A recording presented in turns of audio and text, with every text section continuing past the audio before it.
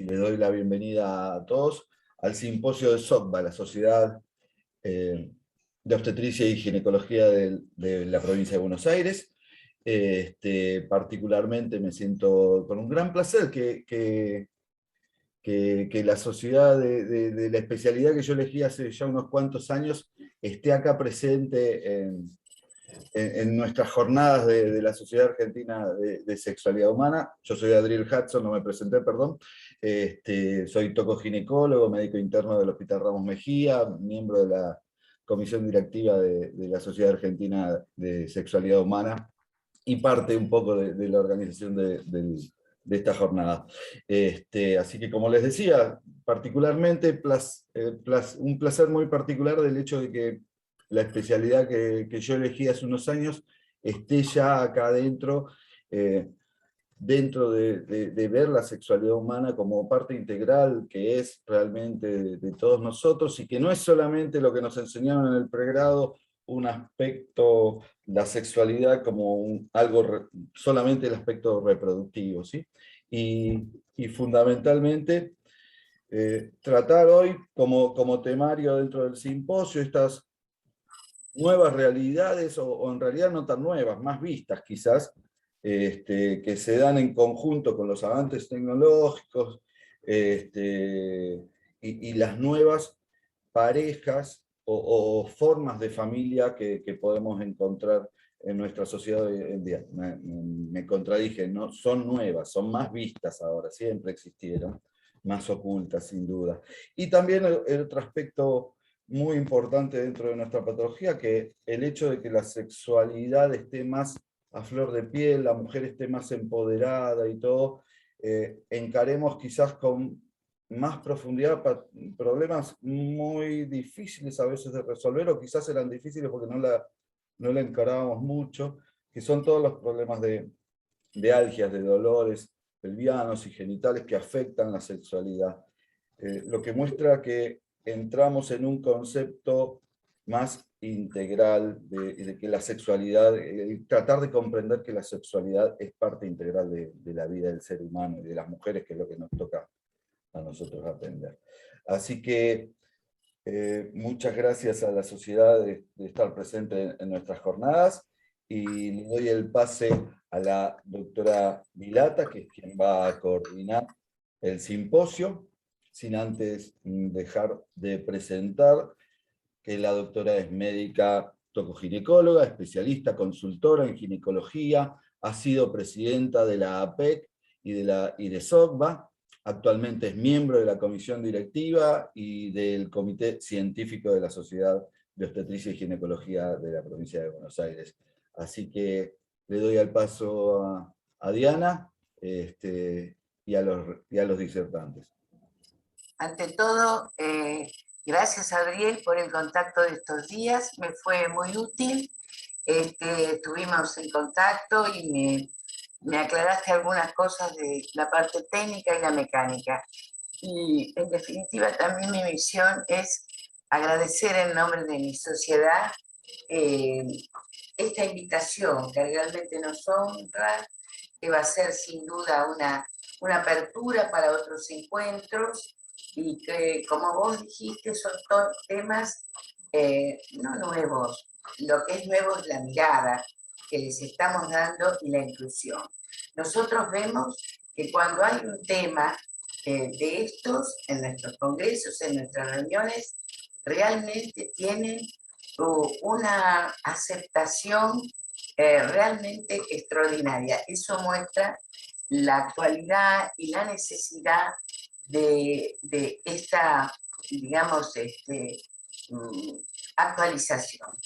Otra vez gracias, y no quiero sacarles tiempo a los relatores, que realmente tienen unos relatos magníficos y que quiero presentar. Vamos a hacer esto, lo habíamos combinado, que los voy a presentar de a uno. Primero va a hablar Olga, la presento, porque así en el intercambio aprovechamos y perdemos menos tiempo. A ver, la doctora Olga Mariga es miembro de comisión directiva de SOCBA especialista consultora en ginecología, médica sexóloga clínica de Placés, directora cursos online software, docente universitaria UNICEF y coordinadora ACES filial La Costa. Olga, el tema de Olga es dispareunia y vaginismo. No sé si vamos a empezar con Olga o empezamos con Ricardo. Yo lo di así porque así era la invitación. ¿Qué prefieren? No sé cómo. ¿Querés hablar vos, Ricardo, primero? Yo no tengo problema, abro la presentación, pero si quiere Ricardo, Bien. igualmente estoy de acuerdo. No sé, ¿qué prefieren? Olga, si estás ahí, puedes hablar vos. ¿Te parece? Sí, comparto la pantalla. Primero quiero agradecer la invitación y, por supuesto, manifestar mi gratitud y mi placer por compartir este espacio con ustedes. Vamos a abrir la presentación. Permiso, un minutito. Aquí tenemos. ¿Se ve? ¿Se ve la presentación? Sí, se ve. Ok, bien. Bueno, el tema que me ha tocado disertar es dispareunia y vaginismo. Quisiera iniciar con la definición de salud sexual, precisamente para introducir el aspecto de la sexualidad en la obstetricia y ginecología. Según la OMS, salud sexual es el estado de bienestar físico, emocional, mental y social en relación a la sexualidad, no simplemente la ausencia de enfermedad o disfunción, y requiere un comportamiento positivo y un enfoque respetuoso hacia la sexualidad, así como la posibilidad de tener prácticas sexuales placenteras y seguras, libres de coerción, discriminación y violencia, y para cumplir la salud sexual es necesario que los derechos sexuales de todas las personas sean respetados, protegidos y cumplidos. Hay factores determinantes de la salud sexual. La respuesta sexual de una persona es el resultado de la interacción compleja de distintos procesos, del orden biológico, psicológico, social y vincular. Y todos ellos deben ser explorados, aunque una manifestación clínica nos lleve a pensar que es solamente biológica. La afectación individual de cada proceso puede dar una respuesta sexual placentera o disfuncional. ¿Qué es la dispareunia? La dispareunia es el dolor recurrente, espontáneo, durante el coito vaginal, causante de distrés. Se clasifica de diferentes formas según la localización, superficial y profunda, según la intensidad, leve, moderada o grave, según la duración, parcial o total, y según la etiología biológica o psicológica. ¿Qué es lo importante de la dispareunia en la sexualidad? Es la repercusión en la persona. Aumenta el malestar sexual individual, aumenta el distrés en la pareja, afecta la calidad de vida en la mayoría de las mujeres, aumenta la ansiedad y depresión, y lo más importante, que si no la tratamos, una dispareunia sin tratamiento puede generar una disfunción sexual progresiva en la mujer o en su pareja, precisamente por la distracción que provoca la inminencia del dolor.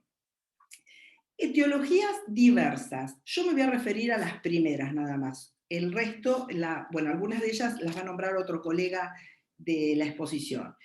La falta de lubricación puede ser por insuficiente estimulación, que generalmente esto ocurre por falta de educación. La mayoría de las personas no saben que la respuesta sexual de la mujer es compleja y necesita cumplir un proceso fisiológico de vasocongestión para poder realizar una lubricación suficiente y no tener dolor en la relación.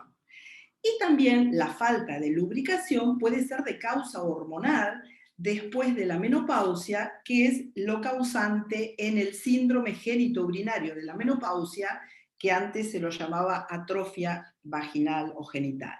Hay otras causas orgánicas como vulvodiñas, vaginitis, cicatrices, distopías, infecciones, el síndrome metabólico, endometriosis, miomas, está la dispareunia posparto, patologías pélvicas, digestivas, urinarias, óseas, cirugías de reasignación, tratamientos radiantes, pélvicos y otros. El síndrome metabólico lo traje porque me pareció muy importante incluirlo también relacionado a las disfunciones sexuales, no solo al riesgo general de infarto y de muerte que tiene la persona cuando el síndrome metabólico es muy complejo. Es una enfermedad multifactorial, generalmente se caracteriza por la intolerancia a la glucosa, diabetes, obesidad central, dislipemia, hipertensión. Es más prevalente en la posmenopausia. Generalmente se asocia a la disfunción del deseo sexual hipoactivo, anorgasmia y también a dispareunia. ¿Por qué? Porque hay una aterosclerosis en las arterias que irrigan la pelvis y esto va a disminuir la congestión vaginal y del clítoris, que es absolutamente necesaria para el placer de la mujer. Entonces, cuando podemos ejercer nuestra función educativa, no solo asistencial, en nuestras consultas, es muy importante educar al respecto. Hay dos procesos fundamentales que tienen que ver con el placer genital. Tiene que ver, uno, con la anatomía genital. El complejo clítoris uretrovaginal está formado por la base del clítoris, la uretra, la pared anterior de la vagina. Ahí se forma un tejido trabecular conectivo y células de músculo liso que forman sinusoides. Estos sinusoides durante el periodo de excitación se llenan de sangre. El hipoestrogenismo reduce las células del músculo liso y produce una fibrosis. Es muy importante tener en cuenta este conocimiento para realizar tratamientos preventivos de esta situación. Hay otro fenómeno importante, además del anatómico, sino también el fisiológico, que tiene que ver con la genitalidad, para que la mujer tenga una relación coital placentera, que es la trasudación. Es un proceso que necesita vasocongestión adecuada, necesita tiempo para producir esa vasocongestión adecuada. Algunos autores hablan de aproximadamente 500 centímetros cúbicos de sangre que la mujer necesita en los músculos que rodean la vagina para poder trasudar a través de la pared hacia la luz vaginal el líquido que va a dar la trasudación. Entonces, este proceso necesita la acción de las hormonas al tener un epitelio trófico y también de la presencia de neurotransmisores como el óxido nítrico. Es un proceso que va a dar origen a la lubricación. Es importante ser conscientes de esto porque muchas veces médicos clínicos que no tienen experiencia en el tema, cuando la mujer le dice, tengo dolor en las relaciones sexuales, dice, bueno, vamos a mojar la vagina para que no tenga dolor, si es por sequedad. Entonces, indicamos un lubricante. Y el lubricante va a disminuir el dolor, pero no es suficiente para restituir todo el fenómeno de la trasudación, absolutamente necesario para dar la consecuencia de la lubricación.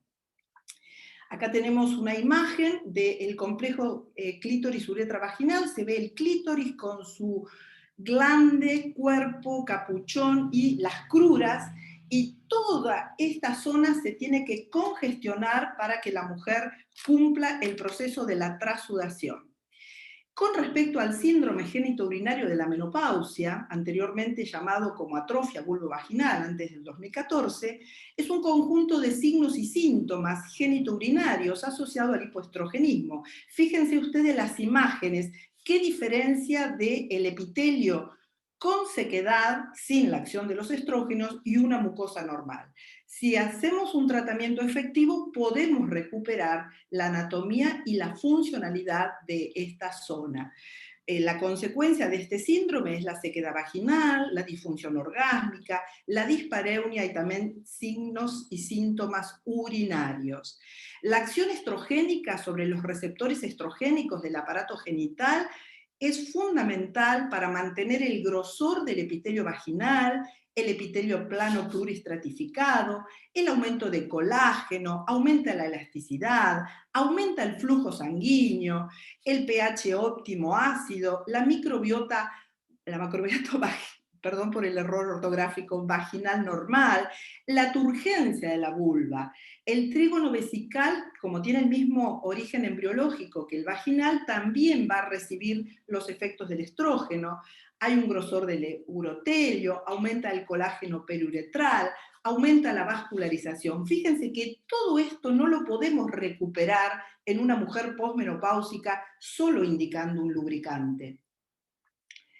Y bueno, esta acción hipoestrogénica vulvovaginal va a ocasionar dispareunia cuando no se encuentra la acción de los estrógenos, el canal vaginal se acorta, se angosta, es menos elástico, la mucosa se afina, pierde los pliegues, es más seca, más vulnerable a los traumatismos e infecciones. Y la vulva tiene cambios en el tamaño, los labios son más delgados, el clítoris de menor tamaño, el introito vaginal retraído y menos elástico. Y todo esto obviamente va a causar dolor en las relaciones. ¿Cómo hacemos un diagnóstico de dispareunia? Bueno, primero tenemos que hacer preguntas. Tenemos que hacer una anamnesis sexológica investigando los 4 factores: el biológico, el psicológico, el relacional y el social. ¿Por qué es necesario investigar los 4 factores? Porque muchas veces la mujer cuando dice me duele, en realidad quiere decir no quiero. ¿Por qué? Porque es más elegante decir me duele para evitar problemas con su pareja, evitar un rechazo y una discusión. Entonces, este tema también lo tenemos que investigar. No significa que la mujer sea mentirosa, sino que utiliza esta herramienta para evitar un distrés en la relación de pareja cuando no tiene ganas de tener relaciones. Hay que diferenciar muy bien con el vaginismo, que el vaginismo es la imposibilidad de penetración, por eso hay que preguntar muy bien por los antecedentes del dolor, por el tiempo que lleva y las emociones y sentimientos que se acompañan a este dolor durante la práctica sexual coital. Después de preguntar, tenemos que ver, mujer en la camilla, visualizamos los genitales externos, vemos la parte de la vulva, las partes y características del clítoris, el color de la mucosa, fundamentalmente en busca de lesiones que nos puedan justificar orgánicamente esa dispareunia. También tenemos que tocar, tenemos que hacer un tacto externo, interno también, para ver la tensión de los músculos, del piso pélvico, a ver si hay una retroversión fija y si hay un dolor anexial, y todo esto nos va a hacer también el diagnóstico diferencial con el vaginismo, porque ya cuando una mujer está en la camilla y tiene vaginismo, se retuerce, se aprieta todo, es imposible ponerla ya en posición ginecológica. Por eso el examen es fundamental si nos queda alguna duda todavía si es vaginismo o dispareunia. Podemos utilizar algunos métodos de complementarios de diagnóstico, en el caso de la dispareunia, como son los cultivos, las citologías hormonales, ecografías ginecológicas, transvaginal, abdominal, laparoscopías exploradoras, histeroscopías y otras, de acuerdo a la indicación de cada mujer. Y el tratamiento es causal. Por eso es muy importante hacer una evaluación holística de los 4 factores determinantes de la salud sexual de la mujer, y si necesitamos hacer educación porque notamos que hay una falta de lubricación por falta de estímulo suficiente, o necesitamos hacer un tratamiento hormonal, o necesitamos hacer una intervención quirúrgica, todo va a ser de acuerdo a la causa que origina el dolor. Es muy importante hablar sobre los estilos de vida, y también podemos hacer un tratamiento local en las mujeres posmenopáusicas con hormonas locales, el estrógeno, el estriol, el promestriene, la DEA son recursos que se encuentran disponibles para esto, o tratamientos no hormonales como existen lubricantes e hidratantes, que no está mal, pero son insuficientes en el caso de las mujeres posmenopáusicas para restituir ese trofismo necesario para recuperar el proceso de la transudación. Y el tratamiento local aporta dosis bajas de estrógenos en las mujeres posmenopáusicas para evitar los efectos sistémicos, es la primera línea de tratamiento farmacológico en el síndrome genitourinario, son eficaces y tienen efectos adversos a bajas dosis escasísimos, la elección de la paciente también cuenta, siempre que pactar y consensuar con la paciente el tratamiento. ¿Para qué? Para tener adherencia al tratamiento, para que realmente lo pueda cumplir. Y se debe continuar mientras los síntomas estén presentes. El tratamiento local, hormonal, se absorbe solo al inicio de la atrofia, puede haber un escaso sangrado vaginal o tensión mamaria, se puede indicar en forma de cremas, óvulos, cápsulas y comprimidos vaginales, distintos tipos de hormonas como el estriol, también el promestrien, el estradiol. Cuando no está indicado el estriol, necesitamos una mínima absorción en mujeres sobrevivientes de cáncer de mama, podemos indicar el promestriene. Bueno, no me voy a extender en esto porque ya se ha dado en otras exposiciones. Sí, quiero hablar un poquito de vaginismo. El vaginismo tiene una tríada: dolor, contracción vaginal y miedo. Y hay una imposibilidad absoluta a la penetración. Por eso es un tema, como está involucrado el miedo, es un tema que se puede trabajar desde el punto de vista ginecológico, sexológico y también muchas veces psiquiátricamente, ¿sí? Según el CIE-11, que es la Clasificación Internacional de las Enfermedades, aprobada en el 2019 por la OMS, el desorden del dolor, penetración sexual está incluido en el capítulo 17 en las condiciones relacionadas con la salud sexual. ¿Y cómo lo define? Como una dificultad persistente a la penetración por la contracción de los músculos debido a la tensión que produce la mujer en esa contracción, hace una pared realmente que imposibilita la penetración. Hay un dolor vulvovaginal marcado, persistente o recurrente incluso antes de la penetración, porque muchas veces la penetración no es posible. Y un miedo o ansiedad marcada y persistente ante la anticipación, durante o como resultado de la penetración. Los síntomas son recurrentes ante la penetración, a pesar de que la mujer está excitada y no corresponde a ninguna condición clínica, ni a falta de lubricación, ni a cambios postmenopáusicos. A veces puede haber una condición clínica inicial que generó la resistencia a la penetración y ya se grabó en el cerebro de esa mujer ese miedo al dolor. Entonces, esa anticipación al dolor hace que contraiga su vagina. Bueno, el CIE-11 lo clasifica de toda la vida generalizado, de toda la vida situacional, adquirido situacional, adquirido generalizado. Y el tratamiento más efectivo, según mi experiencia, es utilizar el tratamiento con tutores, es utilizar la técnica de desensibilización con dilatadores vaginales o tutores. Esto consiste en reducir progresivamente en condiciones de relajación el temor y la ansiedad asociada a la penetración, aportando nueva realidad al cerebro. Hay que trabajar con la paciente en el escritorio, informándole, mostrándole imágenes de cómo es la vagina, qué pasa con la vagina cuando está en situación de relajación, en qué condiciones necesita la vagina para ser penetrada. Por una vagina puede salir un bebé, pero antes tiene que pasar el trabajo de parto que prepara a ese canal vaginal para que salga un bebé. Entonces, poner la importancia en la explicación para que ella desmistifique todo el miedo que tiene a esto que va a pasar. Una vez que explicamos todo muy bien y que ella tenga el espacio para evacuar todas sus dudas e inquietudes en relación al tema, vamos a la camilla, utilizamos técnicas de relajación, también de contracción y relajación de la vagina, para cansarla también a esa vagina. Eso es una pequeña trampita que utilizamos para trabajar en la relajación con respiración y contracción y relajación de la vagina, y entonces nos vamos animando a colocar el primer tutor, que no solo el éxito está en que lo pudimos colocar, sino que ella llegara un poquito más, que ella sienta que tiene algo en la vagina y no le está doliendo. Entonces, esa experiencia se tiene que grabar en su cerebro para poder reemplazar la otra información que tiene el cerebro. Penetración es sinónimo de dolor. Olga, estamos viendo el tiempo. Sí, ya estoy terminando. Otras posibilidades de gracias. tratamiento: psicofármacos, han sido utilizados sin éxito, cirugías vaginales también, toxina botulínica, feedback, electroestimulación del piso pélvico, tratamientos kinesiológicos y también se puede utilizar el láser. Muchísimas gracias. Pude cumplir, le hice una poda terrible, pero bueno, espero que se haya entendido.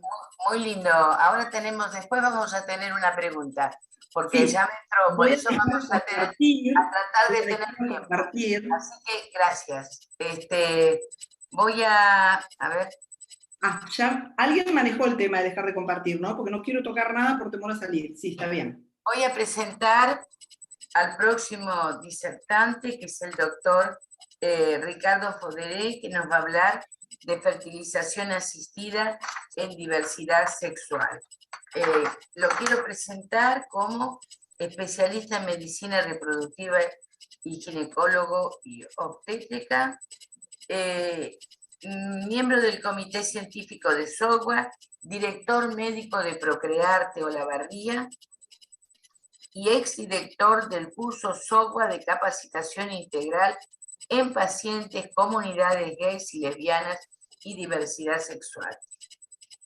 Buenas tardes. Esta es una grabación, si están viéndola offline, porque cuando la estaba transmitiendo en vivo se cortó la luz en la ciudad que vivo, en Olavarría, así que se van a disculpar las molestias. Soy el doctor Ricardo Foderé, soy especialista en medicina reproductiva, en ginecología y obstetricia, soy el director médico de Procrearte Olavarría y mi ambiente de trabajo es Procrearte. Le agradezco muchísimo a los organizadores de este evento, en especial a la Sociedad Argentina de Sexualidad Humana y a SOGBA, que es la sociedad a la que pertenezco. El marco legal que me voy a referir en toda la exposición está comprendido entre 3 leyes fundamentales. La primera, la ley que regula los derechos del paciente en su relación con los profesionales e instituciones de salud. Esta ley fue promulgada en noviembre de 2009. En 2013, la segunda ley importante es la Nacional de Fertilización Humana Asistida y fue promulgada el 25 de junio de 2013, que establece que toda persona mayor de edad, cualquiera sea su orientación sexual, estado civil, tenga obra social, prepaga o se atienda en el sistema público de salud, puede acceder en forma gratuita a las técnicas y procedimientos relacionados con la asistencia médica para lograr un embarazo. Y la tercera ley que se promulgó en 2012 es la Ley de Identidad de Género, que todos conocemos, que tiene sus distintos artículos, en las cuales están comprendidos las distintas definiciones, los requisitos para la modificación registral del DNU, las personas menores de edad, el derecho al libre desarrollo personal y al trato digno de las personas que están establecidas en esta ley, que los contempla y los protege.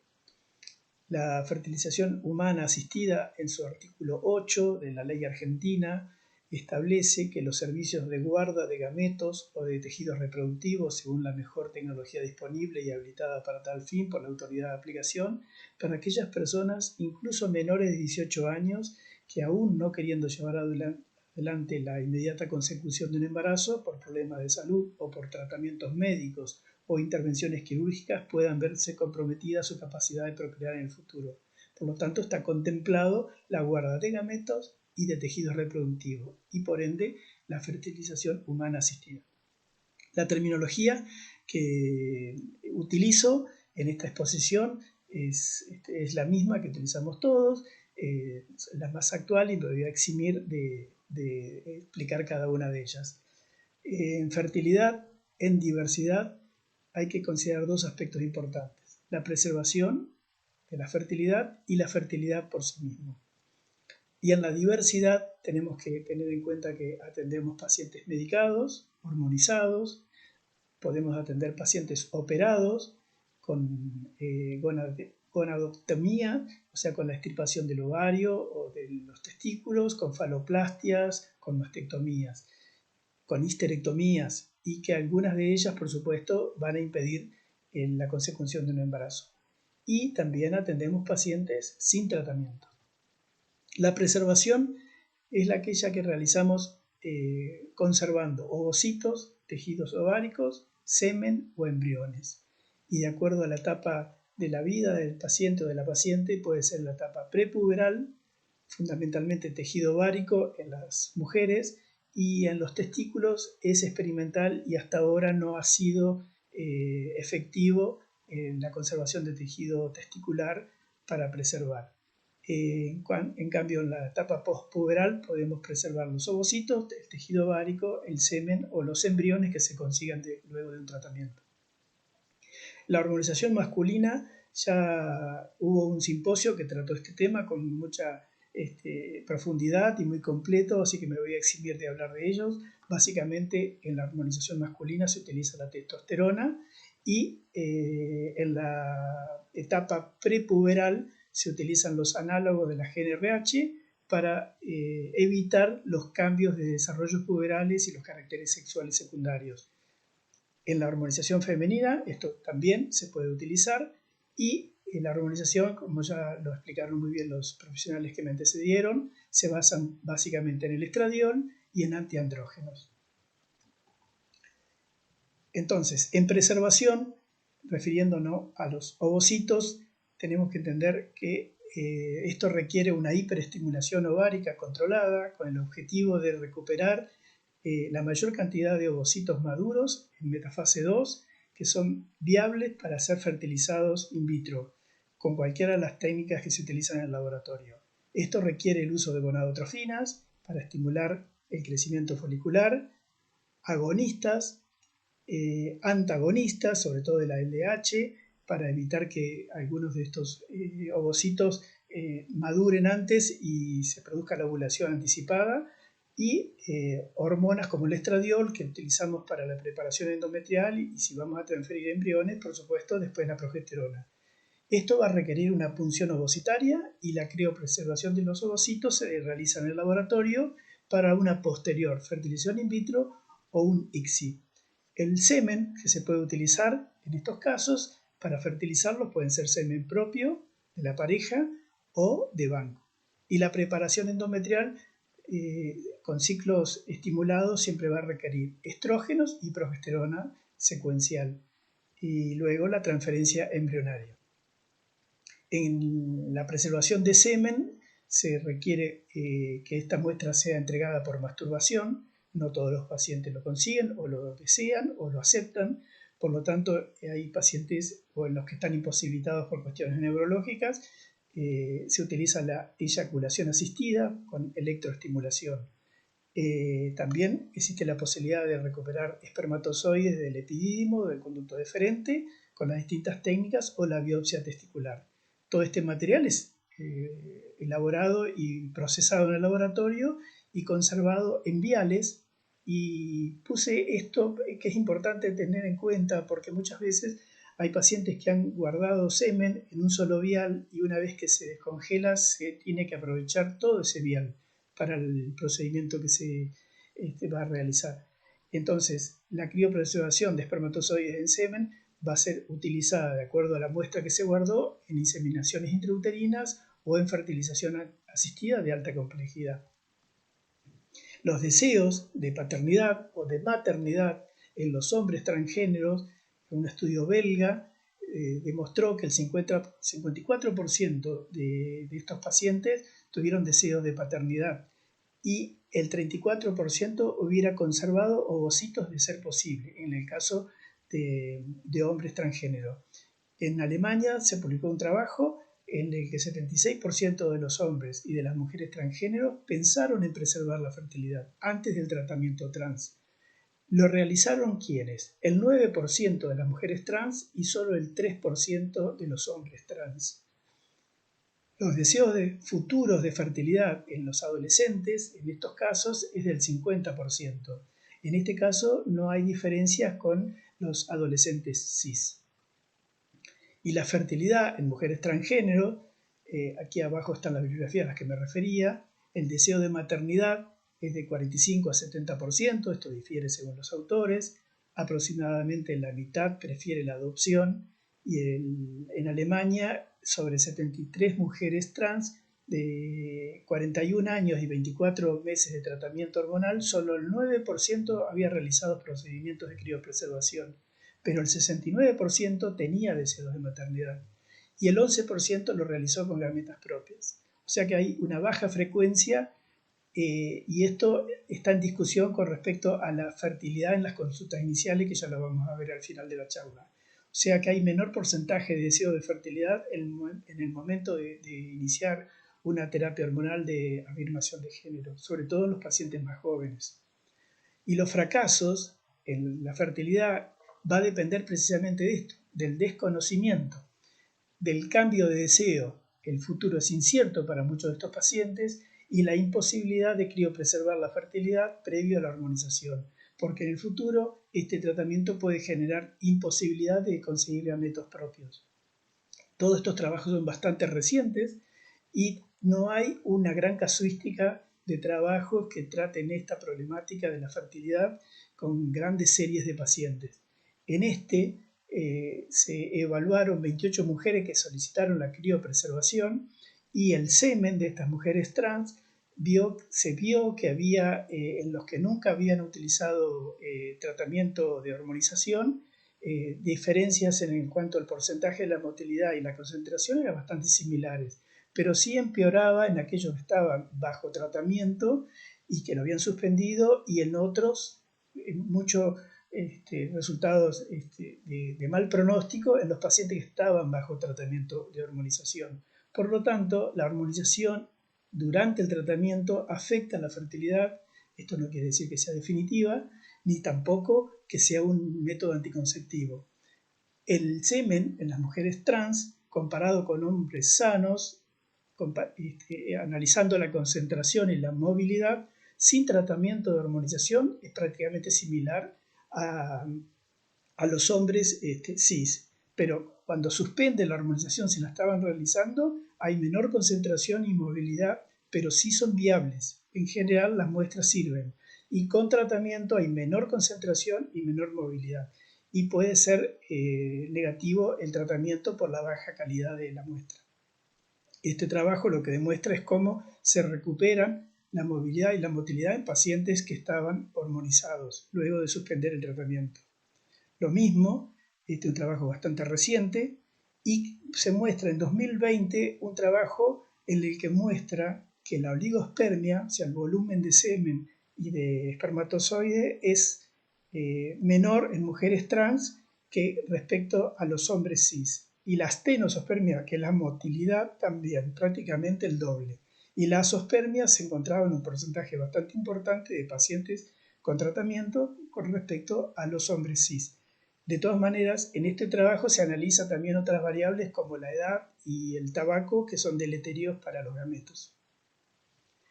Y los parámetros de semen según la orientación sexual, se publicó esto hace 2 semanas en el Congreso de ACRM. Busqué este trabajo en el cual publican que no hay diferencia entre heterosexuales versus los homosexuales con muestras muy pequeñas en cuanto a la motilidad del semen. Sí se encontró un leve aumento del volumen en los homosexuales del semen. Y este es otro trabajo que se presentó en el mismo congreso, es muy reciente. Como ven, siempre son pocas muestras de pacientes, las N son pequeñas, 30 pacientes trans que acudieron a preservar la fertilidad. Se recuperaron ovocitos, metafase 2 en hombres trans, y se recuperaron ovocitos incluso en pacientes que suspendieron la testosterona. Incluso hubo un caso que la suspensión había sido de 40 días antes, nada más. Hay que repasar que en el testículo todo sucede en los túbulos seminíferos, donde se produce la espermatogénesis, donde están las células de Sertoli estimuladas por la FSH, que generalmente cuando se hace la hormonización se bloquea este eje, y la hormonogénesis depende de las células de Leydig estimuladas por la LH. Un pequeño repaso de histofisiología. Y los efectos en el tubo seminífero de las hormonas femeninas, el estradiol, en los hombres trans, sabemos que suprime el eje hipotálamo-hipofisario. Hay trabajos que demuestran que se produce un daño testicular directo a los túbulos seminíferos y no hay claridad con respecto al efecto deleterio de los antiandrógenos en el testículo. Ahora, esto, como ya lo plantearon en un simposio anterior, ¿es suficiente para tranquilizar al paciente que no va a conseguir un embarazo si no tiene relaciones sexuales protegidas?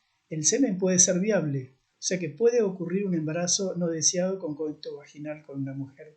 Y lo mismo para hombres trans. La falta de menstruación no garantiza la ausencia de ovulación espontánea. La testosterona, que aumenta la libido, hay que tener en cuenta que los pacientes no solamente están en la diversidad sexual, sino habría que englobarlo en otra categoría. Tengo varios pacientes que son físico-culturistas o mujeres, no necesariamente trans, por supuesto, que son deportistas y desarrollan la actividad del fitness, y en este ambiente hay muchísima hormonización underground. No están medicados por médicos ni por deportólogos, lo consiguen entre ellos. Y tanto los hombres como las mujeres que utilizan anabólicos y andrógenos para producir los cambios corporales que ellos desean en la etapa precompetitiva, que generalmente dura 9 meses, produce una gran alteración en sus gametas y cuando desean un embarazo y han suspendido por consejo médico, en cuanto yo los informo de que tienen que suspender ese tipo de tratamiento porque hay una oligoastenospermia grave, los pacientes empiezan a recuperar su función testicular, pero les disminuye muchísimo la libido que la tenían aumentada mientras estaban realizando el tratamiento. Así que este es un grupo etario que hay que considerar como un grupo control que podemos hacer con los tratamientos de pacientes transgénero. Y el volumen seminal va a depender, les recuerdo que son las vesículas seminales las que dan el volumen seminal, no es el espermatozoide precisamente, ni la próstata. Y los tratamientos en parejas de lesbiana o mujeres cis solas van a requerir semen de banco o semen fresco, si tienen parejas o gente que se las provea. En este caso, en ciertas comunidades, esto sucede. Hay comunidades donde hay gente dispuesta, sin firmar consentimientos previos, sin tener voluntad procreacional, pero sin dejar muchas veces establecido legalmente la maternidad que potencialmente podría litigarse en el futuro, utilizan este semen para instilarlo en vagina a través de jeringas, capuchones, en fin, incluso hasta con el preservativo, que lo recomendamos como no es el método apropiado, pero también se han conseguido embarazos colocándose el semen a través de la recolección de un preservativo, o sea que tampoco es seguro. La inseminación, se utiliza el semen preparado en el laboratorio, que es un SWINAP, un sobrenadante, capacitación y recuperación de los mejores espermatozoides móviles para colocarlo dentro del útero. Y la fertilización in vitro en este tipo de pacientes con los viales de semen conservado. El método ROPA, que es la recepción de ovocitos de la pareja, es el que se utiliza en las parejas de matrimonios igualitarios, parejas de mujeres, en el que se hace el tratamiento para recuperar los ovocitos de una de ellas, es fertilizado con el semen de banco y este embrión obtenido o los embriones que se obtienen se puede transferir a la pareja. Y el útero hay que prepararlo simultáneamente el ciclo con la que va a ser la donante y la receptora de este embrión con los consentimientos legales que corresponden a una ovodonación son transferidos a la pareja. Así que esta comaternidad se comparte y esto está regulado y establecido como una práctica legal, autorizada, incluso IOMA, que es la obra social, creo que es la más grande del país, no sé si se la disputa con PAMI, lo reconoce como un método apropiado y lo cubre en su totalidad. Los tratamientos en parejas de hombres, entramos en un gran capítulo que es la gestación por sustitución, y aquí siempre se va a requerir una fertilización in vitro con semen propio de uno de ellos o de banco, y los ovocitos siempre van a ser donados.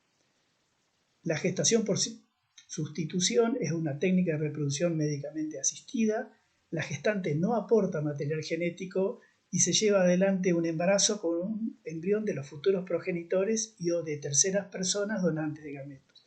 Esta pareja que requiere, o un hombre solo, que requiere una gestación de sustitución, se los denomina comitentes o comitantes y requiere siempre una transferencia embrionaria a una mujer que está dispuesta a realizar un embarazo. Esta voluntad procreacional de los comitentes tiene un vínculo jurídico, está reconocida por la Organización Mundial de la Salud, está regulada en varios países como Estados Unidos, Brasil, Uruguay, Portugal, y en Ucrania solo a parejas heterosexuales casadas legalmente, o sea que ponen un condicionamiento legal distinto. El Código Civil y Comercial, vigente desde 2015, no lo prohíbe, por lo tanto está permitido, y cuando se estableció este código había un anteproyecto que lo regulaba, pero luego esto se excluyó. Por lo tanto, no está prohibido en Argentina, y en la ciudad de Buenos Aires, en 2013, una jueza autorizó registrar un hijo de una pareja en la ciudad de Buenos Aires. Posteriormente, en 2017, se estableció una medida cautelar de alcance colectivo y la normativa en el registro civil a partir de ese año. Por lo tanto, a todos los nacidos en gestación por sustitución en la capital federal, con los consentimientos, no es un trámite automático. Nacido el bebé en capital, lo pueden hacer en otro lado, si me estoy refiriendo ahora a la legislación de capital federal por este alcance colectivo de la medida cautelar. Solamente con los consentimientos los padres lo registran en el registro civil y obtienen el DNI sin mediación judicial. Así que aquí no hay intervención de la justicia.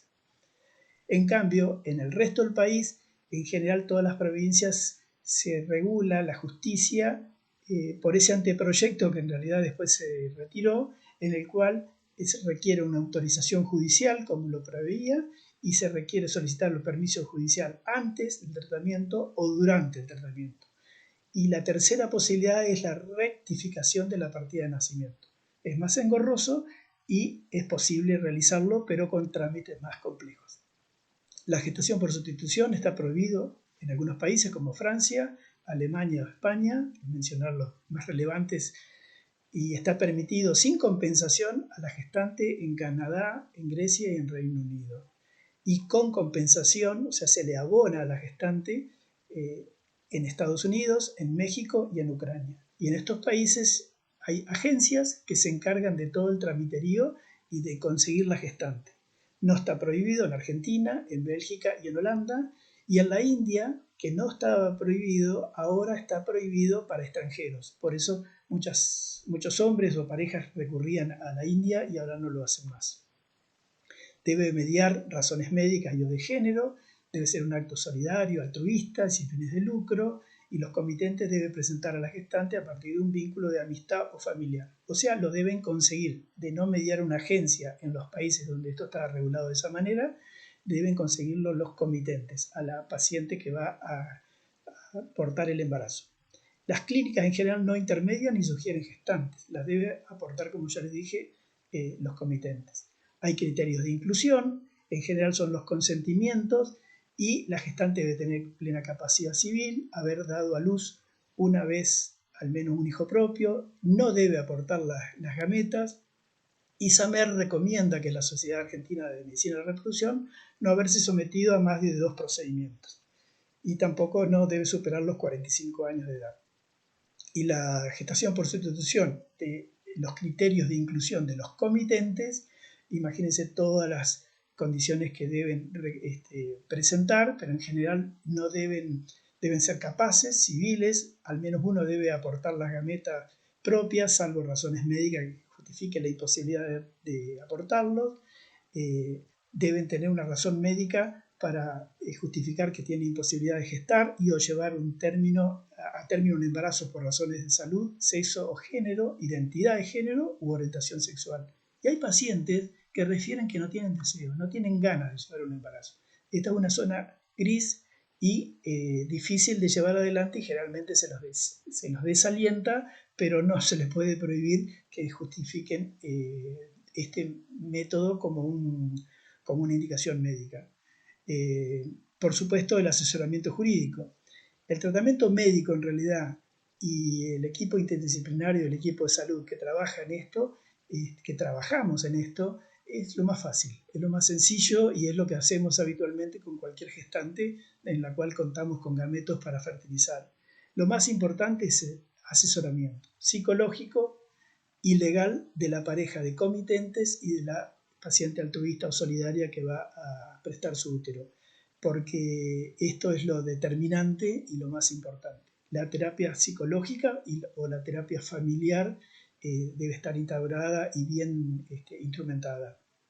En la gestación por sustitución, el 71% de las parejas son heterosexuales y el 19% parejas homosexuales. El 10% de personas solas y prácticamente la mitad con óvulos propios y la otra mitad con óvulos donados. Esto es información que ha publicado Alitus, una de las clínicas que realiza tratamiento de fertilización. Los tratamientos de hombres trans con ovarios y útero requieren una estimulación ovárica y estrógenos, se utilizan dosis importantes de gonadotrofinas, se utilizan antagonistas y la recuperación ovocitaria de estos óvulos en los ovarios de estos hombres es similar a las mujeres cis. En cambio, hay que tener en cuenta que la suspensión de la hormonización requiere de 3 a 6 meses para que los ovarios comiencen a funcionar nuevamente. Los ciclos espontáneos y los dosajes de estrógeno, de testosterona fisiológica y la medición de la reserva ovárica es importante para predecir el resultado, y se requiere de semen, ya sea de la pareja cis, de banco o del partener sexual que considere la paciente. Los tratamientos de fertilización in vitro en hombres trans, las casuísticas no son muy grandes, aquí no hay grandes metaanálisis, en realidad se han comparado 26 hombres trans que han sido sometidos a fertilización in vitro comparado con 130 mujeres cis, y los resultados en cuanto a la edad, el índice de masa corporal y la hormona antimureriana, que es la que mide la reserva ovárica, ha sido similar. Los resultados son dispares de acuerdo a las distintas publicaciones, pero algunos recomiendan o informan en realidad una histología cuando se ha extirpado el ovario o una porción de ellos en el que se encuentra caracteres histológicos similares al síndrome ovárico poliquístico, y otros no se encuentran diferencias. Y los efectos en los ovarios por el uso de la testosterona también, sin diferencias histológicas ováricas. Yo había mencionado algunas que se pueden presentar, y las casuísticas que no son tan grandes. En 40 hombres trans no hubo diferencias histológicas en los ovarios, con 1 año o más de terapia de testosterona. Estos son trabajos bastante recientes, 2017.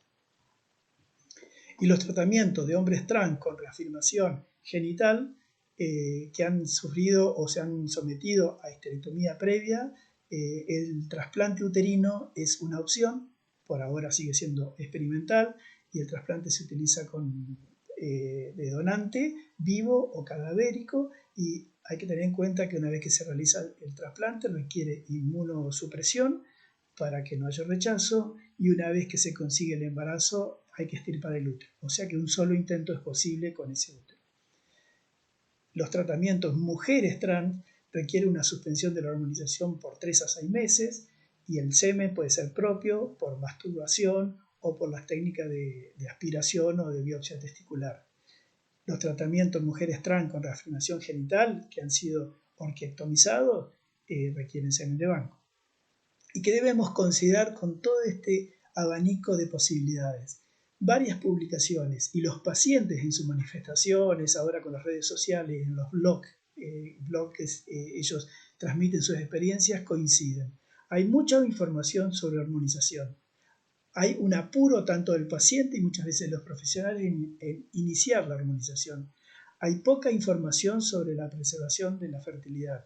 Esto ya fue referido en el simposio anterior, y con mucho tino una doctora decía que hay que explicarle todas las implicancias que tiene preservar o no antes de una hormonización. Los pacientes refieren poca experiencia y mal manejo de los profesionales. En general se quejan de la falta de preparación profesional de los que instauramos los tratamientos de hormonización y de conserjería.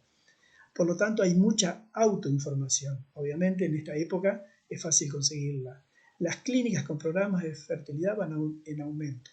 En Estados Unidos ahora se presentó en el Congreso, yo les contaba hace 2 semanas, que el 85% que respondieron a una encuesta han programado y realizado prácticas en su personal para la atención de pacientes con diversidad sexual, y muchas clínicas todavía no lo hacen. ACRM informa esta cantidad con programas de tratamiento inclusivo, y la realidad local es que nosotros también estamos preparando a nuestro personal y nos estamos preparando nosotros cada vez con más información científica para ser atendido en forma inclusiva y sin discriminar. Y las consideraciones a tener en cuenta es que puede haber rechazo a la masturbación. Estos pacientes no necesariamente van a aceptar una masturbación por más que deseen un embarazo. Hay rechazo o dificultad para conseguir una posición ginecológica para las prácticas ginecológicas que realizamos, a la ecografía transvaginal, no siempre es fácil monitorear ováricamente a estos pacientes, y tampoco están dispuestos muchas veces a la suspensión de la hormonización, porque esto les genera ese disconfort, esa disforia que dice la clasificación última de enfermedades, en la cual al ser suprimida su hormonización se sienten incómodos. Por lo tanto, requieren comprensión. Nosotros necesitamos capacitarnos en todos estos aspectos y se debe trabajar en forma interdisciplinaria, con coordinación. Y quiero decir con coordinación porque cada uno sabe lo que tiene que hacer, pero hay que hacerlo en forma coordinada para que el paciente no reciba lo adecuado por un grupo y que el otro que tiene que trabajar simultáneamente quizás en otro aspecto lo haga varios meses después. Así que le agradezco a todos, muchísimas gracias a la Sociedad Argentina de Sexualidad y a SOCBA. Lamentablemente hubo un corte de luz, como yo les contaba al principio, en Olavarría, y no pude transmitirla en directo. Estoy a disposición de ustedes para cualquier pregunta que me hagan por los medios habituales de conexión modernos. Así que muchísimas gracias por haberme invitado y a ustedes por haberlo escuchado. El doctor Roberto Obando, hijo, se va a referir a dolor pélvico y sexualidad. El doctor Obando es cirujano ginecológico, director de los cursos de cirugía mínimamente invasiva de la escuela SOCBA y actual vicepresidente. Tito tiene muchas otras menciones en el currículum, pero bueno, me pidió que lo presentara de esta manera. Así que te escuchamos, Tito. Bueno, gracias Diana por la presentación.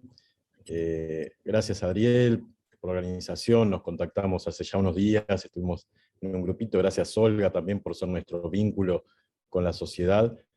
Y vamos a comenzar con esta charla. Vamos a complementar con la otra parte. Tratamos de ponernos de acuerdo con Olga para... Perdón, estoy...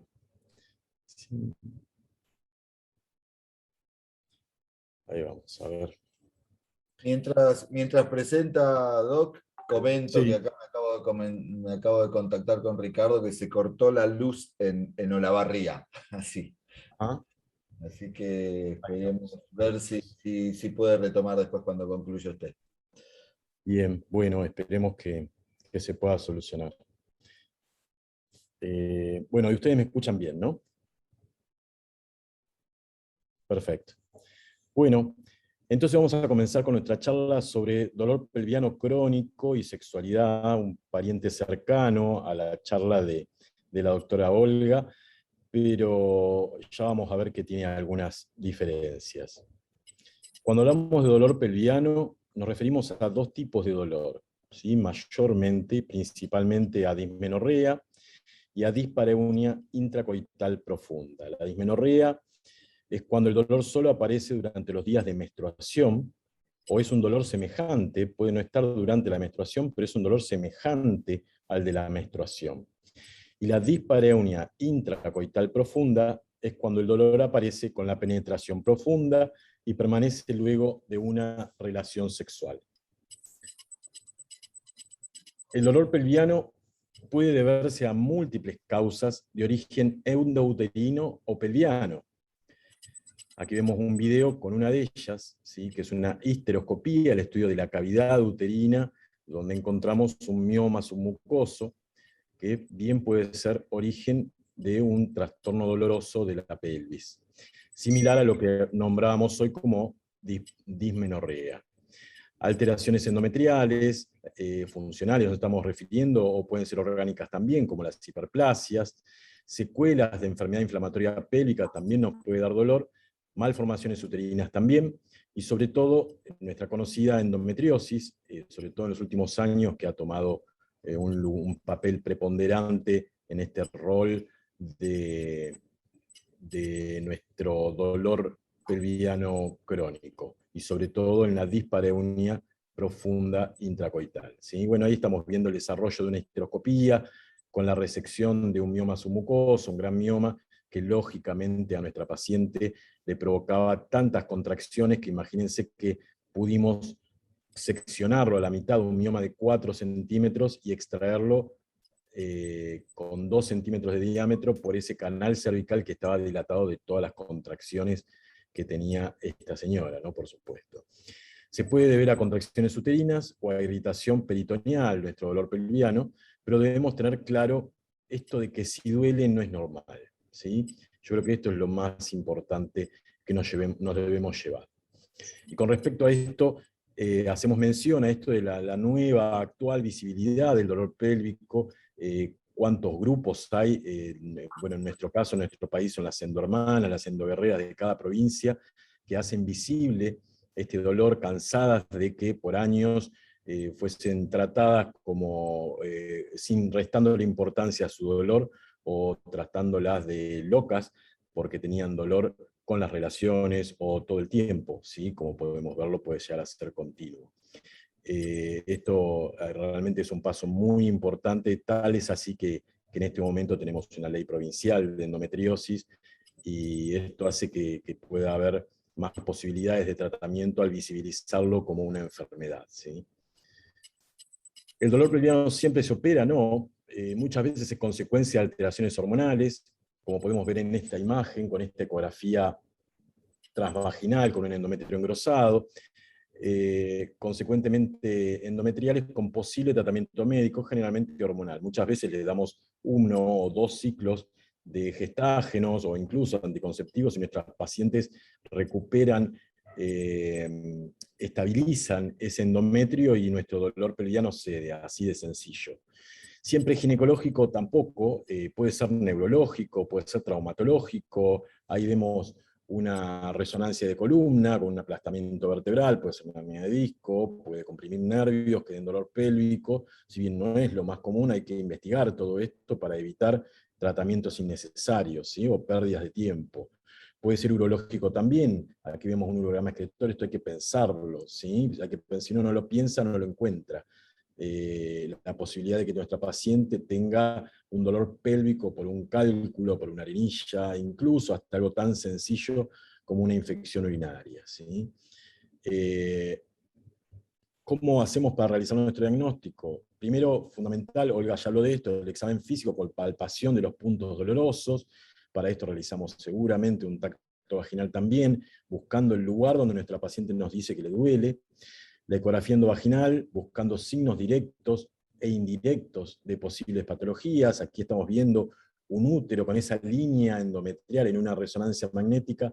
Lamentablemente no puedo señalar, pero bueno, yo creo que todos entienden lo que es la imagen uterina con ese endometrio en S, ¿sí?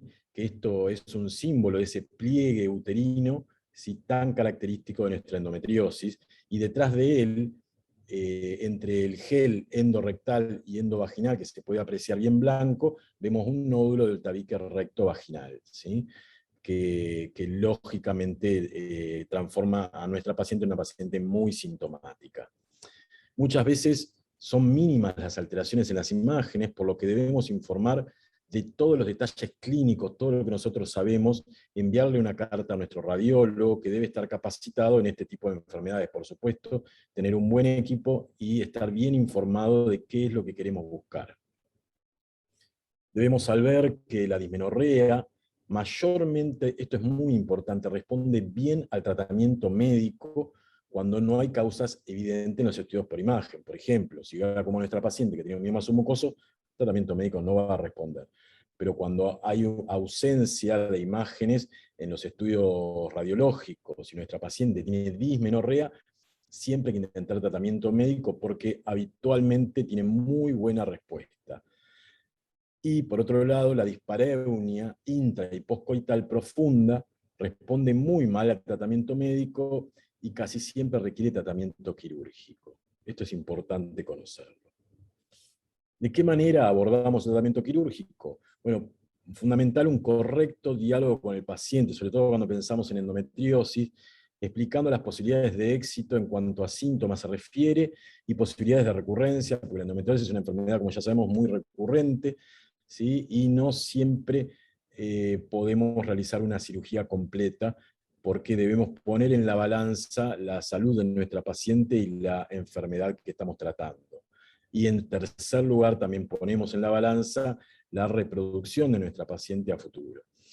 Cuando hablamos de endometriosis y dolor pélvico, nuestro tratamiento debe ser multidisciplinario, por esto mismo que estamos hablando, pudiendo abarcar diversas especialidades como la fisiatría, la neurología, la sexología, la psicología, entre otras, ya que muchas veces no es suficiente el tratamiento quirúrgico porque son pacientes sensibilizadas y requieren de tratamientos coadyuvantes para poder tener una correcta evolución y desensibilizarse. ¿Cuáles son los posibles hallazgos? No todo es endometriosis, ¿sí? Fundamental. Adherencias pelvianas, aquí estamos viendo un síndrome de Fitzhugh-Curtis, que es por una clamidia, vemos un tumor anexial, ¿sí? En este caso es endometriósico, pero no tiene por qué ser endometriósico, casualmente, bueno, porque era el que estaba para esta charla, pero muchas veces las pacientes tienen dolor pélvico por un tumor anexial y no necesita ser endometriósico, las adherencias lógicamente duelen, ¿sí? Aparte son consecuencia de una inflamación pélvica, así que lógicamente todo ese pegote duele, distiende, hace que tengan distensiones intestinales, ellas las refieren como que están como embarazadas, y no siempre es endometriosis, aunque también uno de los hallazgos puede ser la endometriosis, que puede ser superficial y puede ser profunda. Que sea superficial no quiere decir que no pueda dar dolor. La endometriosis superficial a veces da dolor también porque, como sabemos, el peritoneo está muy bien inervado y entonces estos focos irritan el peritoneo y producen dolor. O por supuesto, cuando hablamos de dolor, hablamos también de una sensibilidad personal de los pacientes al dolor, ¿no? Como todos sabemos, no todos responden ni tienen la misma sensibilidad. La endometriosis profunda la podemos reflejar como adenomiosis, que puede estar en el tabique vésico-vaginal, recto-vaginal, puede ser parametrial, puede ser uterina y puede ser intestinal también. Vamos rápido con nuestro primer caso, con una paciente que tenía clínica urológica, una endometriosis parametrial. Estamos en esa zona por donde pasa el uréter. Esta paciente, ahí lo identificamos, como siempre adherido a la hoja posterior del ligamento ancho. Esta paciente, cada vez que menstruaba, tenía lumbalgia, ¿sí? Tenía una lumbalgia cíclica intramenstrual. Entonces, lo que hicimos fue estudios, por supuesto, para identificar las imágenes, algo apareció en la resonancia, y el resto es cuando estamos en el abdomen. Acá liberamos este ureter que estaba soldado a la hoja posterior y podemos ver cómo vuelve a reptar, y resecamos ese foco de endometriosis, ¿sí? Que estaba produciendo esa irritación intramestro y por lo tanto, consecuentemente, la sintomatología de nuestra paciente. Del otro lado, en esta misma paciente, un tumor parametrial, que luego descubrimos que en realidad era una trompa que está perfectamente involucrada en el ligamento ancho, como si fuese parte de él, pero en el momento no lo pudimos reconocer. Esta paciente tenía una cirugía previa, y fíjense que por debajo, ese cordón que se ve por debajo de la tumoración, es el uréter. Entonces esta paciente tenía esa sintomatología bilateral. Acá estamos actuando con bisturí ultrasónico, que nos permite hacer una cirugía un poco más, menos jugosa, que sangra menos, y nos permite identificar bien los filetes nerviosos para evitar lesionarlos y no dejar secuelas en esta paciente a nivel vesical o rectovaginal. Siempre lo que hacemos es tener conocimiento del lugar por donde pasa el uréter, identificarlo cuando estamos cerca para no lesionarlo, ¿sí? Y permitirnos de esta forma extraer este tumor. Ahí se ve perfectamente cómo recta el uréter, lo estamos tocando, está un poquito más por debajo, y eso nos permite acercarnos, evitando lesionarlo y no dejando al paciente con un daño mayor que el que ya tiene por su endometriosis. Con respecto a la adenomiosis, unas pequeñas palabras. La adenomiosis es la ubicación de endometriosis en la pared del útero, ¿sí? Puede estar igual que los miomas, puede ser subseroso, submucoso. En este caso tenemos dos lesiones, una que semeja un mioma, ¿sí? Pero bueno, gracias a la resonancia podemos diferenciarla. No tiene el mismo plano de clivaje que el mioma, pero por supuesto da dismenorrea, y en este caso es una imagen histeroscópica, donde podemos ver esta lesión, que cuando la resecamos sangra, ¿sí? Que está inmersa en el miometrio por debajo del endometrio, donde nosotros la identificamos como un foco endometriósico y luego hacemos la resección para poder enviarlo por un lado a anatomía patológica y por otro lado para evitar que esa paciente tenga no solamente trastornos en cuanto al dolor, sino también trastornos en cuanto a la implantación cuando se trata de pacientes que tienen deseo de fertilidad. Vamos a seguir avanzando en pos del tiempo. Bueno, la miomectomía es un poco más complicado cuando es una adenomiomectomía, no hay muy buen plano, sin embargo podemos resecar ese nódulo cuando es focal y no es difusa, y luego se sutura de la misma manera que lo hacemos frente a una miomectomía. Siempre tenemos que operar a nuestras pacientes con endometriosis por vía laparoscópica, ¿sí? Son pacientes que generalmente tienen recurrencia a lo largo de eso va en relación a la edad de la paciente, y por lo tanto tenemos que pensar, no es lo mismo tener 5 Phanestil que 5 laparoscopías, ¿sí? Siempre que lo operamos, intentamos que sea la primera y la última, pero cuando son pacientes jóvenes, la recurrencia va de la mano de la edad, ¿sí? Con respecto a las lesiones intestinales por endometriosis, un par de palabras. Estas lesiones pueden estar en el intestino delgado o en el colon, siendo las más comunes las lesiones del recto y del sigmoides. Estos nódulos pueden ser de diverso tamaño, condicionando el tratamiento quirúrgico. Por eso debemos estudiar bien la paciente antes de meternos en el abdomen, sobre todo cuando tienen síntomas intestinales como la disquesia. Siempre debe preferirse el tratamiento conservador por un tema de denervación, y sobre todo porque son pacientes jóvenes, están en edad reproductiva.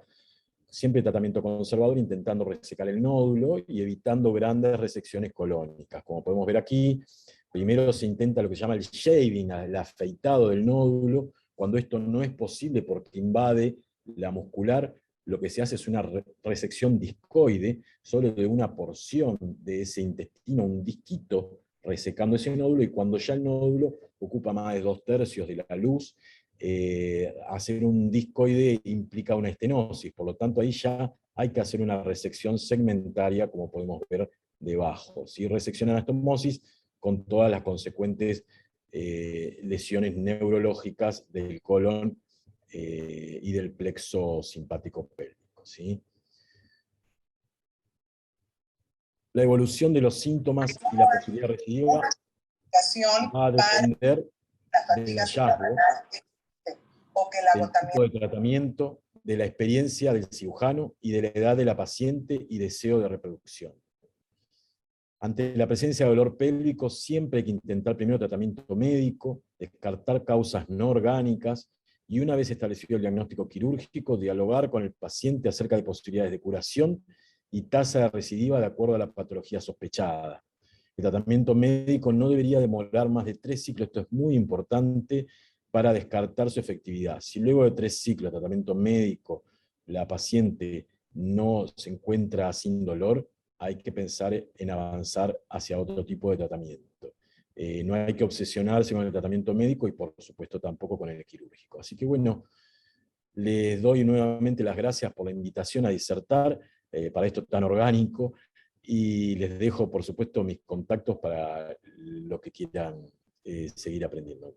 Muchas gracias, y no quiero olvidarme de invitarlos a nuestro congreso la primera semana de diciembre, que haremos el congreso virtual como todos los años de software. Gracias y buenas tardes. Gracias a vos, Tito. Muy buena, excelente tu presentación. Vemos que Ricardo no puede, dice que hay 2 ciudades importantes sin luz en el centro de la provincia y por eso es que se cortó la conexión. De manera que tenemos tiempo para alguna pregunta, también el tiempo se cumple, no es demasiado. Yo recibí una sola pregunta, no sé si el doctor Hudson tiene alguna otra, o en fin, si quieren hacer... primero que nada, quería también, que no la nombré al principio, agradecer la labor de Maricel Magnani, la doctora Maricel Magnani, que fue la secretaria también de nuestro simposio, que colaboró en la conexión entre todos, ¿sí? Y si querés, Maricel, formularle la pregunta que tenemos ahí. Bueno, obviamente excelentes disertantes los dos, me saco el sombrero. La pregunta era para Olga, si después de 10 años, la pregunta era si después de 10 años de menopausia se podía hacer una terapia de reemplazo hormonal, bueno, que ella se explaye en su respuesta. Ok. Bueno, según el consenso de la IMS, que es la Sociedad Internacional de Menopausia, de junio del 2020, después de 10 años, hay una ventana de oportunidad de 10 años para realizar tratamiento hormonal de la menopausia. Ya no hablamos más de tratamiento de reemplazo de la menopausia, es tratamiento hormonal de la menopausia. Esa contraindicación después de los 10 años es para hacer un tratamiento sistémico, pero para hacer un tratamiento local no hay contraindicación porque los receptores estrogénicos que existen en la genitalidad de la mujer se activan, no importa el tiempo que utilicemos para realizar ese tratamiento. Por eso es importante indicar estrógenos locales, en un principio con una dosis de ataque y después una dosis de mantenimiento durante el mayor tiempo posible que lo pueda realizar la mujer, para poder recuperar toda la funcionalidad genital y también urinaria. No sé si quedó clara la respuesta. Sí, pero bueno, sí, para mi parte quedó clarísima. Sí. Yo tengo una preguntita respecto a algo que estuvo un poquito de moda en estos días, que es la histerectomía y la dispareunia. La histerectomía total, subtotal, ¿cuál provoca más, menos? ¿Qué pueden aportar? Tito, te la dejo para vos. Que tengas práctica en eso. Sí. Hace algunos años se pensaba que la histerectomía total traía como consecuencias alteraciones en las relaciones sexuales, como dolor, o incluso podríamos agregar también otros trastornos del piso pélvico como prolapsos. Y por eso, y supongo que también porque en algún momento se pensó de que era una práctica más sencilla, se empezó a usar la histerectomía subtotal. Incluso nosotros durante algún tiempo, cuando apareció el uso del morcelador, también practicamos la histerectomía subtotal porque era algo de alguna forma que estaba como comenzando cuando era laparoscópica hablando, ¿no? Digamos, la histerectomía subtotal tiene muchos más años a cielo abierto que por vía laparoscópica. Esto es más aproximadamente año 2000. La realidad es que luego surgieron trabajos que quitaron ese mito y hicieron doble ciego, prospectivos, randomizados, y concluyeron de que no hay diferencia en cuanto a la sexualidad en pacientes con histerectomía total o subtotal, que el cérvix uterino no forma parte, no es un órgano de placer, podríamos decir. Bien, aclarar una cosita, porque tenemos muchos oyentes, participantes que son del mundo sí, entonces claro. La diferencia entre subtotal y total. Perfecto. Cuando uno hace una histerectomía total, el útero tiene dos partes. Si el cuerpo es como una pera, y tiene el cuerpo, que es la parte del fondo, y el cuello uterino, que vendría a ser la parte más finita de abajo. Eso está separado por la vagina, o sea, desde esa división la produce la vagina. De la vagina para abajo está el cuello, de la vagina para arriba está el cuerpo. Entonces, cuando nosotros hacemos una histerectomía total, quitamos todo eso y tenemos la posibilidad de sacar ese útero por la vagina, que es una ventaja, porque no necesitamos abrir el abdomen cuando trabajamos por la laparoscopía, por lo menos. Cuando hacemos una histerectomía subtotal, laparoscópica, no nos queda otra que quitar en pedacitos, por decirlo de alguna forma, ese cuerpo del útero, porque no podemos sacarlo por la vagina porque tenemos el cuello que nos está tapando. ¿sí? Ya no se abre la vagina, entonces no existe otra forma que cortar con un aparatito que se llama morcelador, que nos saca como chorizo, como una máquina de picar carne, por decirlo de alguna forma, ese cuerpo del útero, para poder conservar esa parte por distintos motivos. Antes por temas de sexualidad, a veces por temas de que tienen muchas cirugías previas, y entonces se pega a la vejiga, al útero, y al despegarla corre riesgos, y a veces por comodidad del cirujano, cirugías más cortas y más sencillas, a cielo abierto sobre todo, ¿no? Por la laparoscopía no es más corta. No sé si bajé ahí. Sí, no, está muy bien, pero bueno, es algo que nos pasa siempre.